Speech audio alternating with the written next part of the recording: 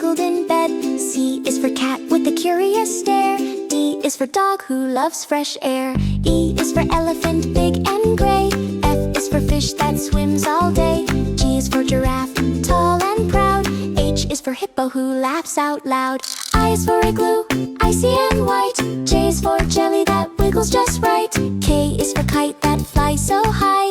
L is for lion with a mighty cry. M is for monkey swinging in trees. N is for nest with birds and bees. O is for owl who hoots at night. P is for penguin dressed in white. Q is for queen with a golden crown. R is for rabbit hopping around. S is for sun that shines so bright. T is for turtle slow but right. U is for umbrella in the rain. V is for violin with gentle refrain. W is for whale with a splashy tail. X is for Zylgon with a rainbow scale.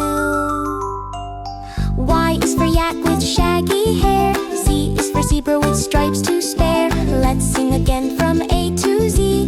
Learning letters is fun with me.